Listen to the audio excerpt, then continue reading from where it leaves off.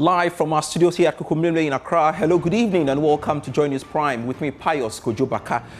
We are live on DSTV channel 421, Go TV channel 125 and around the world on myjoyonline.com. Tonight, we will bring you the stories of families fighting acute leukemia, the cancer of blood and bone marrow. More in Joy News special assignment titled Leukemia, Last Chance Abroad, as we rally the nation to build Ghana's first bone marrow transplant center. Also, this bulletin, ECOWAS authority unanimously approves President John Mahama's candidature for the position of African Union chairperson. We are live in Abuja, Nigeria for more. Plus, Office of the Special Prosecutor appeals to Ghanaians to give it more time to deliver on its mandate amid growing calls for the scrapping of the office. It's just an issue about time. I've always said that it's an issue about time. Many people are putting a lot of pressure on the OSP to deliver, which is good, is welcome. But we also think that people should understand it in context that the OSP is relatively young. We have details of these and more lined up for you. Please stay on.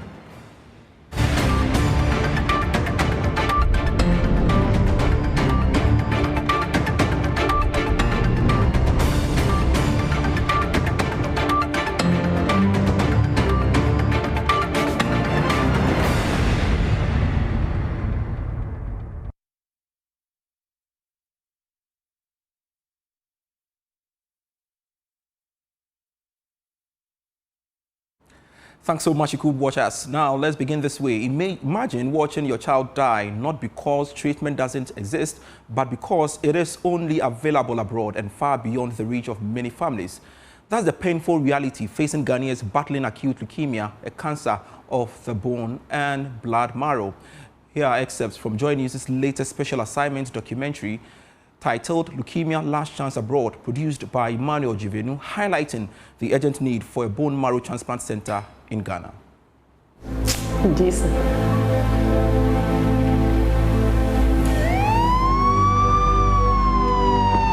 Every year, families walk into hospitals seeking answers and walk out with a diagnosis that changes everything. Cancer of the blood and bone marrow. I was like, leukemia. How? Why? When? It was like a very bad, terrible joke on 1st April. A disease that steals the young, the strong, the hopeful. That's my baby's last moment.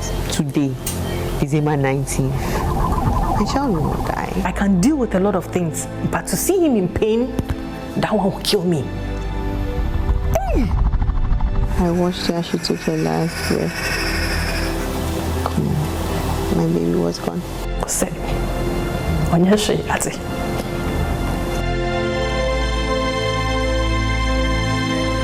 the treatment can be quite difficult and also expensive. The average Ghanaian, we can't afford it. We were so broke to the point that we couldn't afford to pay our hotel bills. They sacked us from the hotel. While some cross oceans to buy a chance to live, others run out of time, waiting, praying, begging. When I would have turned out better if we had the facility here. A more sustainable solution would be to have a center here in Ghana and West Africa. Like a year, it's okay.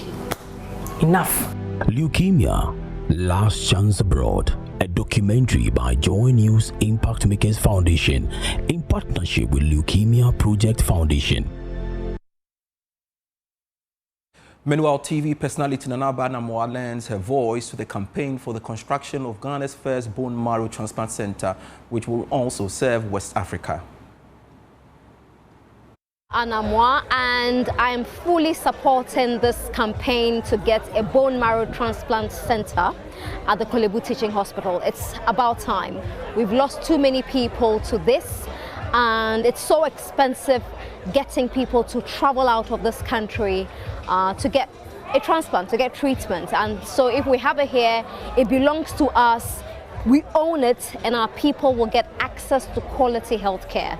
And I entreat every single person to come on board to make this a reality. It's just about time. You know, we spent money on very important things, and this bone marrow transplant center is a perfect one for us, and we need it right here at the Kolebu Teaching Hospital.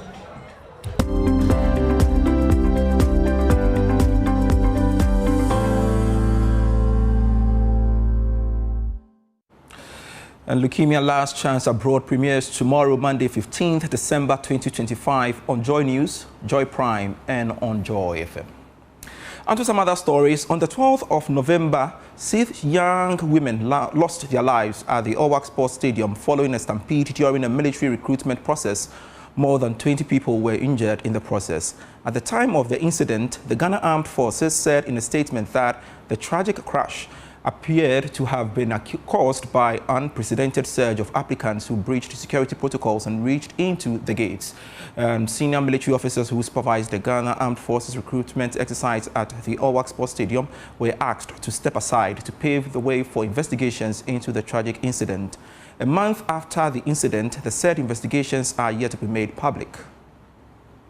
The tragic stampede that claimed the lives of 6 young women during the Ghana Armed Forces recruitment exercise plunged the nation into mourning and raised serious questions about crowd control and safety at public events. At the 37 military hospital in Accra, scenes of grief filled the health facility.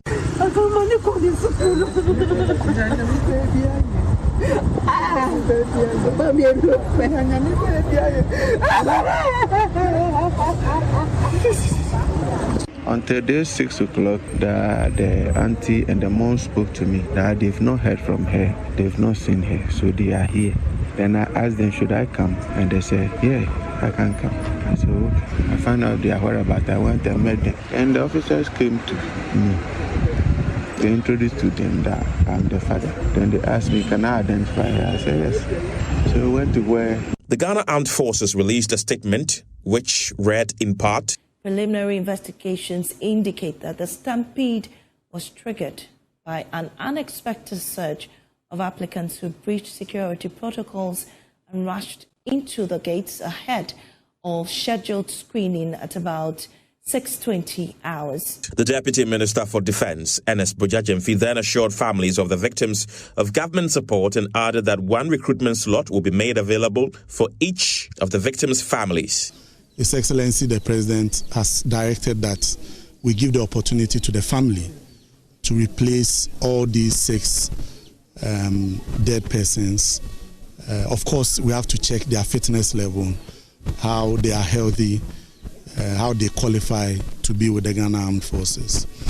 Not only that, His Excellency the President has also directed that all injured persons involved in this tragic incident be also given the automatic qualification to be recruited with the Ghana Armed Forces. At any point, they recover. Despite the Ghana Armed Forces and the acting Defence Minister, Kasial Atoforsen, confirming the establishment of a board of inquiry to investigate the incident, no findings have been made public yet. 3 assailants have killed a 42-year-old man, Bismarck Yao Safo Danso, during a home invasion in the Asokore Senate community of the Boise East Municipal Assembly in the early hours of Saturday. The attackers forced their way into his residence between 1:30 a.m. to 2 a.m., ransacked the house and carried out the fatal attack. The Boise Divisional Police Command has launched an investigation and has detained a close relative of the deceased for questioning. The victim's wife, Comfort Mensah, told Adom News that the intruders struck swiftly, leaving her husband dead inside their home. They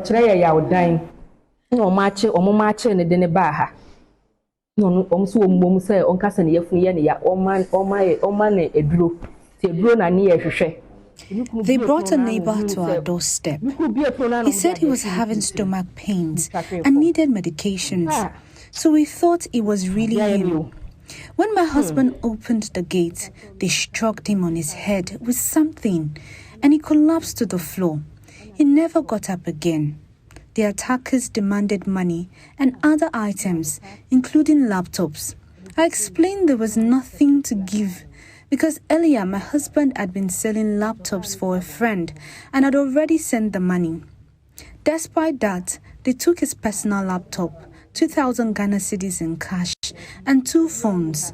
They also took his car keys, though the car was outside. No more max, and so no money more ye. Or corner the no the singlet and I am max. No than a singlet and I am max. There were 3 attackers, 2 dark-skinned and 1 light-skinned. All of them wore masks. To one of our lead stories, the Office of the Special Prosecutor is calling on Ghanaians to give it more time to deliver on its mandate amid growing calls for the scrapping of the office. The OSP has recently come under scrutiny, with critics accusing it of failing to deliver results despite the substantial budgetary allocation to the office. Speaking on the law on the Joy News channel with Samson-Ladi Ayanini, Director of Strategy Research and Communication at the OSP, Samuel Apiada, says the office is still young and continues to grapple with structural challenges. The first special prosecutor did not complete his tenure and left office. The office was left without a leader for almost a year and a half. It almost died.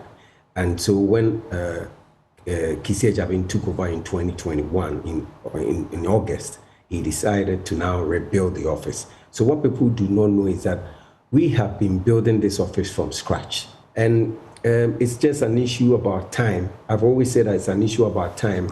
Many people are putting a lot of pressure on the OSP to deliver, which is good, is welcome, but we also think that people should understand it in context that the OSP is relatively young and it has some challenges. It's overcome many of the challenges, all of them 2023. Okay. So Kisi took back 2021. It was not until 2023 that the office had its full staff with some realistic logistics to be able to work. Remember that the office was also set up without an establishment budget. So the office is being built from the annual budget, which is not enough. So I'm saying that the office has had problems, and people think that the office was just there and everything is there. Even as we speak, we do not have a forensic lab.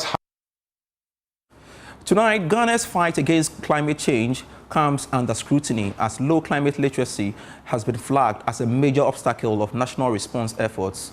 Experts warn that individuals, businesses and institutions remain largely unclear about what climate change really means and the role they are expected to play. Speaking at the just-ended Environmental Sustainability Awards, Dr. Prince Ansah, team lead of the Climate Development Network, highlighted the urgent need for increased awareness and coordinated action. More in this report.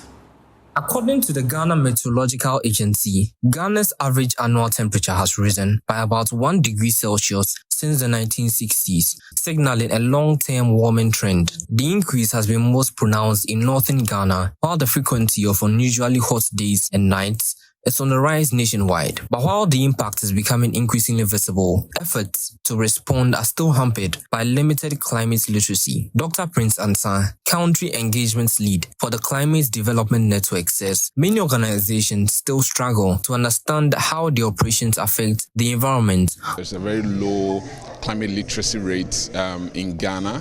A lot of people don't understand what climate change is. They don't know what climate change is all about. And this becomes also very difficult to be able to help. Not just individuals, also businesses are also struggling to even, understand what their role in this whole climate change, what the role they can play.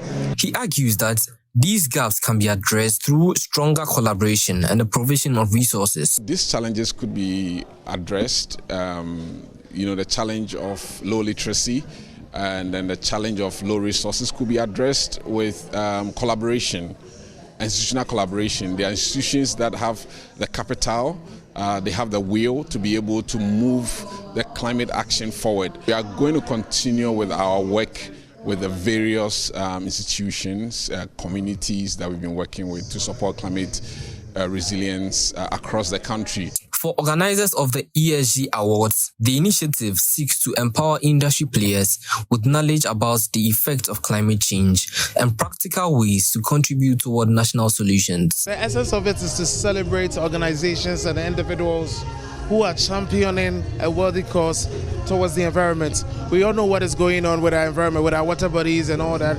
And so we are commending companies that are doing amazing, companies that are championing climate change. As As Ghana continues to battle the effects of climate change, from unseasonal rains to rising temperatures, experts insist that building knowledge and awareness is now as urgent as policy enforcement.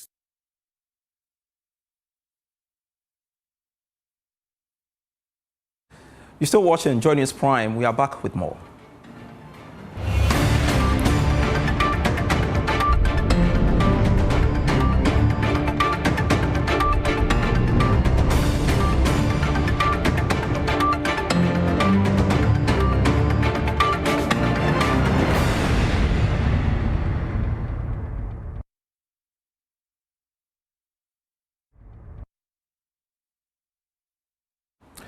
Hello again, welcome back to Joy News Prime. Associate Professor of Environmental Health Sciences at the University of Massachusetts, Dr. Raphael Aku, is calling on the government to urgently focus on 3 key sources of air pollution in Accra, which are biomass burning, traffic emissions, and waste burning. He warns that not addressing these could have severe impact on the country's air pollution levels. He spoke with my colleague, Michael Ashali. Are less polluting, and we are using a lot of petrol instead of diesel. Diesel emits more, but over the whole spectrum, if you look at it, we have not made any progress in how much traffic is contributing to air pollution. So that means that if it has remained unchanged, we have to consider it as a major area to target. And then, yes, as we are making good progress in biomass, if we are making the same amount of progress in traffic, air quality will get better in Accra. So those are the 3 areas, if I would suggest, we need to, as an environmental scientist, those are the 3 areas I would suggest we focus on. Biomass burning, the traffic, and then waste burning. If we do that, we will cut down air pollution more than half from the current level that we have right now. And the story was a collaboration with New Narratives. Funding was provided by the Clean Air Fund, which had no say in the story's content. Now, on to some other stories. The ECOWAS Authority of Heads of State and Government, the highest decision-making body of the regional bloc, has unanimously approved President John Mahama's candidature for the position of African Union Chairperson. The decision follows a unanimous endorsement by the ECOWAS Council of Ministers, which named President Mahama as the sole candidate from the sub-region to assume the rotating African Union chairmanship when it is West Africa's turn in 2027. Presidential Affairs correspondent Maxwell Agbagba is in Nigeria and joins us live with more. Maxwell, pleasure you could join us on Joy News Prime. Tell us more. Well, at the 68th ordinary session of the ECOWAS Heads of States and Government, we had our own president, President John Mahama, representing Ghana. We had the police president for Nasimbe Yadema, also represented Nigerian vice president, represented Nigeria. We had Senegalese president, also present there at that ordinary session. Guinea and Guinea-Bissau, of course, were not present because they have been suspended from the regional bloc. Now, key amongst the issues that came up during today's meeting of the heads of state and government was about the issue of coup d'etat, in the sub-region. ECOWAS chair Julius Maada Bio, who is also the president of Sierra Leone, raised serious concerns about that in the sub-region. ECOWAS reiterated its support for democratic governance and said it would do everything possible to protect democracy within and in the regional bloc. Another issue that came up strongly was the high cost of travel within West Africa. It has been a source of concern. It has been a major source of concern for a lot of people. Many experts we've spoken to in the past have talked about how this affects tourism and also even affects the economic potentials of the sub-region. Today, ECOWAS took the bold decision to implement initiatives that would ensure that it is cheaper traveling, across the West African sub-region. And of course, the big news that came through, just about 2 days ago, the ECOWAS Council of Ministers unanimously approved President John Mahama's sole candidature for the AU chairmanship position when the position becomes vacant in 2027. Well, today we had the highest making decision body of ECOWAS, that's the ECOWAS head of states and government, also unanimously approving that endorsement. So what it means is that ECOWAS is going to back President John Mahama's candidature in 2027 for the AU chairmanship position, the African Union chairmanship position, when that position becomes vacant in 2027. So key amongst the issues that came up, one, the cost of travel within the West African sub-region, ECOWAS taking a major decision to ensure that it is cheaper for people to travel within, the regional bloc. Also, the issue of constitutional overthrow, the issue of coup d'etat came up, strongly. And finally, President John Mahama's candidature being approved by the ECOWAS heads of states and government parties. All right, very much. Thank you so much, Maxwell Agwagba, for that great report there live from Nigeria with that update. Now let's come back home. Zenith Bank Ghana has ushered in the 2025 festive season with its annual light up ceremony and carols night in Accra, reaffirming a tradition that has become synonymous with the bank's commitment to community, celebration and shared values. More in this report. 5, 4, 3, 2, 1, and let it go!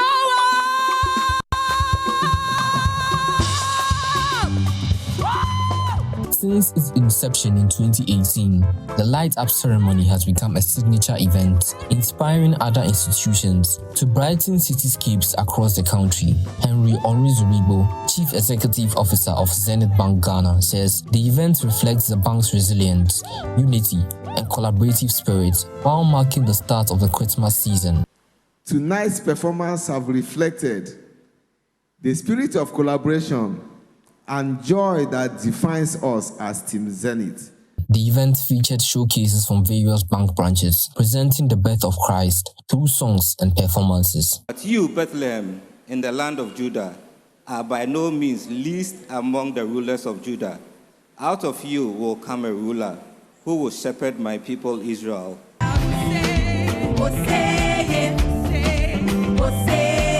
Henry Onrizuribo also praised staff for their dedication and commitment throughout the year. This year, we have not only reflected on our 20 years journey, we have also taken bold steps towards a greater and more successful future. We have remained focused, we've remained resolute, we've remained disciplined, we've remained strategic. The Light Up ceremony, the bank says, is both a celebration of the festive season and a reaffirmation of its commitment to excellence, innovation, and lasting impact.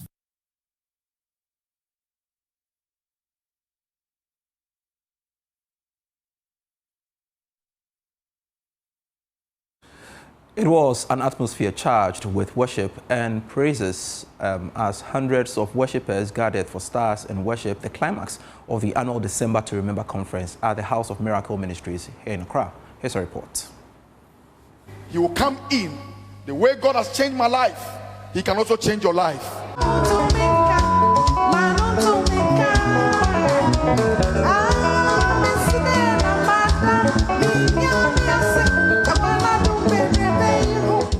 Watching the travel say, oh yeah,